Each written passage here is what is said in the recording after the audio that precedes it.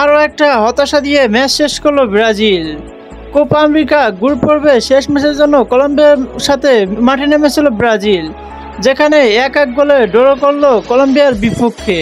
আর এই ড্রয়ের কারণে ব্রাজিলে বড় এক সর্বনাশা নেমে আসলো এবং সাথে রয়েছে আরও এক বড় দুঃসংবাদ।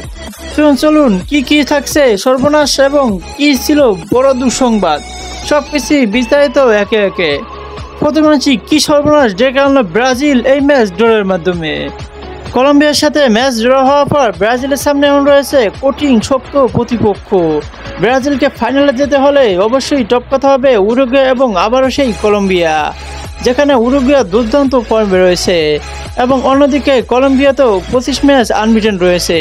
এই দুই দলকে টপকিয়ে ফাইনালে যেতে হবে কোপা আমেরিকার। আর ফাইনাল অপেক্ষা করবে অবশ্যই আর্জেন্টিনা, কারণ আর্জেন্টিনার সাইডে তো নর্মাল প্রতিপক্ষ, আর্জেন্টিনা শিওরলি ফাইনাল আসবে।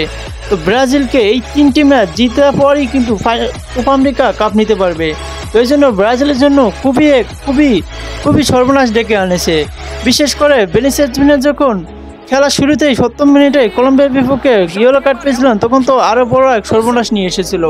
এটা হচ্ছে ব্রাজিলের সবচেয়ে বড় দুঃসংবাদ যে ব্রাজিলে বেনিসিয়াস জুনিয়র কোয়ার্টার ফাইনালে খেলতে পারবে না উরুগুয়ের ম্যাচে। তো এই দুঃসংবাদগুলো ম্যাচটি যদি ব্রাজিল ড্র না করে ম্যাচটি জিততে পারতো, তাহলে কিন্তু এই ধরনের সমস্যার মধ্যে সম্মুখীন হতো না।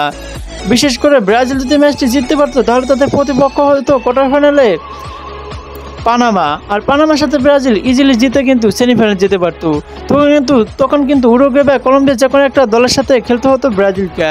আর এখন কিন্তু ব্রাজিলকে উরুগুয়ে এবং কলম্বিয়ার সাথেই খেলতে হবে এবং তারপরে হচ্ছে ফাইনালে তো আর্জেন্টিনা অপেক্ষা করবেই। তো দেখা যাক ব্রাজিল কি করে, এবং ব্রাজিলের জন্য রইল শুভকামনা। Thank you so much for watching me.